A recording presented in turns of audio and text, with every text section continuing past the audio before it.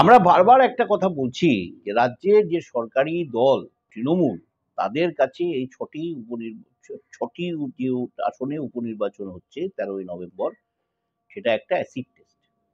কিন্তু তার থেকে অনেক বেশি অ্যাসিড টেস্টের কিন্তু মুখোমুখি হতে চলেছে সিপিএম অথবা বামফ্রন্ট। কিভাবে? না, এইখানে সিপিএম এবং বামফ্রন্ট মিলে তারা কিন্তু যে 6টি আসনে মিলিঝুলি করে প্রার্থী দিয়েছেন, খুব ঐক্যের ভিত্তিতে প্রার্থী দিয়েছেন। তাদের প্রার্থী তালিকাটা আগে বলে নিই। সিতাইয়ে তাদের প্রার্থী হচ্ছেন অরুণ কুমার বর্মন। অরুণ কুমার বর্মন হচ্ছেন ফরওয়ার্ড ব্লকের প্রার্থী। মাদারিঘাটের প্রার্থী হচ্ছেন পদম ওরাও, তিনি হচ্ছেন আরএসপির প্রার্থী। নৈহাটিতে হয়েছেন দেবজ্যোতি মজুমদার, যিনি সিপিআই এমএল লিবারেশনের প্রার্থী। মণিকুন্তল খামরুই হয়েছেন মেদিনীপুরের প্রার্থী, তিনি সিপিআই এর প্রার্থী। তালডাংরায় দেবকান্তি মহন্তি সিপিআইএম এর প্রার্থী হয়েছেন। এখানে নৈহাটি কেন্দ্রে কিন্তু ইতিমধ্যেই রীতিমতো সাড়া তুলেছে সিপিআইএম এর লিবারেশনের প্রার্থী এবং তার কর্মীরা। কিরকম ভাবে না, এখানে দীপঙ্কর ভট্টাচার্য বেশ কিছু সভা টভা করে গেছেন কিছুদিন আগে এসে। তার ফলে নৈহাটি কেন্দ্রে কিন্তু একটা রীতিমতো লড়াই হতে চলেছে।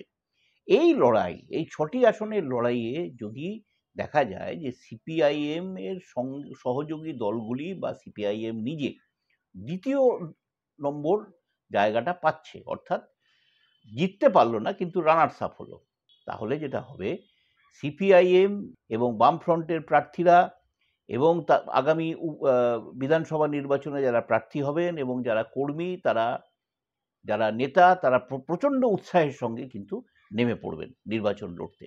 এবং এই নির্বাচনে এই উৎসাহের জেরে রাজ্য জুড়ে কিন্তু প্রচুর আন্দোলন দেখা দেবে। এবং সেই আন্দোলন যেমন আরজি করের আন্দোলনের তীব্রতা তৈরি হয়েছিল, সেই রকমভাবেই কিন্তু সেই আন্দোলনকে তারা তীব্র থেকে তীব্রতর জায়গায় পৌঁছে নিয়ে যাবেন। এবং তাতে আমরা যেটা বুঝতেই পারছি, দীপঙ্কর বাবু স্বীকার করে গেছেন কিছুদিন আগে যে হ্যাঁ, আরজি কর কাণ্ডের আমাদের লোকজনেরা ছিল, যেটা দিলীপ ঘোষ অনেক দিন আগেই বলেছেন যে আরজি কর কাণ্ডের অতি বামেদের যোগ আছে। এই অবস্থার মধ্যে কিন্তু আমরা যেটা দেখতে পাচ্ছি যে যদি তাই হয়ে থাকে, তাহলে সিপিআইএম লিবারেশনের সঙ্গে এই জোট কিন্তু সিপিএম এর অনেক আগেই হয়েছিল, আরজি কর কাণ্ডকে কেন্দ্র করে হয়েছিল। এবং উল্লেখযোগ্যভাবে যেটা আসছে আগামী দিনে, এই আরজি কর কাণ্ড নিয়ে কিন্তু আদালতের শুনানি শুরু হয়ে যাচ্ছে। এবং শুনানি মানেই বেশ কিছু মন্তব্য হবে, বিচারকদের আইনজীবীরা নানান কথা বলবেন এবং সেগুলো নিয়েও বাজার গরম হবে। অর্থাৎ 13 তারিখের মধ্যে কিন্তু এই ভোটে আরজি কর কাণ্ড আবার একটুখানি মাথাচাড়া দিয়ে উঠছে, যা একটুখানি ঝিমিয়ে গেছিল, ঘুমিয়ে পড়েছিল।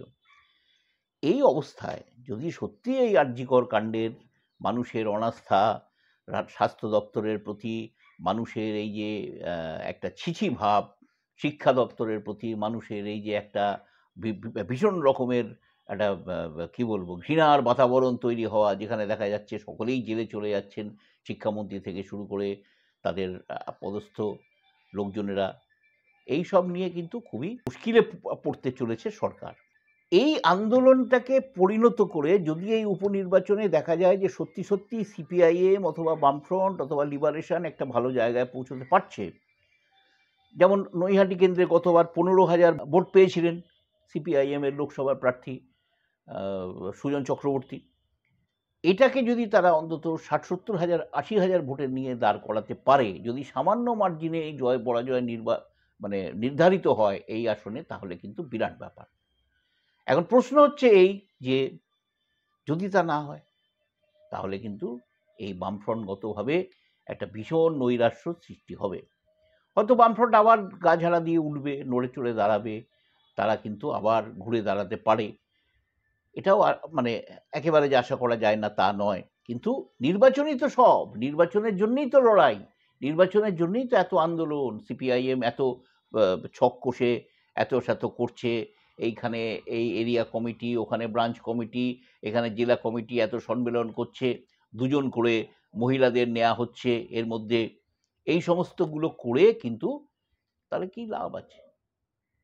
এটা সাধারণ মানুষ হিসেবে আমরা মনে করতেই পারি যে কি লাভ আছে, সংখ্যা কমিয়ে বা বাড়িয়ে, মহিলাদের অংশগ্রহণ বাড়িয়ে বা কমিয়ে, তাহলে কি লাভ হলো? যদি না নির্বাচনে ফল দেয়। বৃক্ষ তোমার নাম কি, না ফলেনও পরিচয়তে, এরকম একটা কথা আমরা ছেলেবেলা থেকেই শুনে আসি। এখন প্রশ্ন হচ্ছে এই যদি ইফস অ্যান্ড বাটসের মধ্যে দিয়েই যেতে হয় রাজনীতিকে বা স্পেকুলেশনকে, যদি হয় ২ নম্বর আসনে বেশি ভোট পাওয়া, আগের তুলনায় অনেক বেশি ভোট পাওয়া যদি হয় বামফ্রন্টের, তাহলে কিন্তু আগামী দিন দেখা যাবে ভয়ঙ্কর উৎসাহের সঙ্গে সিপিএমের নেতাকর্মীরা, বামফ্রন্টের নেতাকর্মীরা আইএসএফকে নিয়ে, সিপিআইএম লিবারেশনকে নিয়ে কিন্তু তারা আসরে নামছেন। একের পর এক আন্দোলনের ইস্যু কিন্তু আছড়ে পড়ছে। এই কয়েকদিন আগে আমার সঙ্গে কথা হচ্ছিল তৃণমূলের এক মেঠো নেতার। তাকে আমি জিজ্ঞেস করলাম, আপনারা হারেন না কেন? বছরের পর বছর ধরে এত দুর্নীতি, এত দলাদলি, আপনারা তাও হারেন না কেন? বলে, দেখুন, আমাদের যা যা দুর্বলতা, এগুলোর সুযোগ কিন্তু এখনো বিরোধী দল সিপিএম বিজেপি সেভাবে নিতে পারছে না। যদি নিতে পারতো তাহলে আমরা কবেই ধুয়ে মুছে সাফ হয়ে যেতাম। মানুষের কাছে তারা ঠিকমতো তুলে ধরতে পারে না, এই জন্যে আমরা এখনো আছি। এইটা কিন্তু সিপিএমকে আসতে হবে, অর্থাৎ আন্দোলন আনতে হবে, আরজি করের মতন অসংখ্য আন্দোলনকে কিন্তু নামাতে হবে।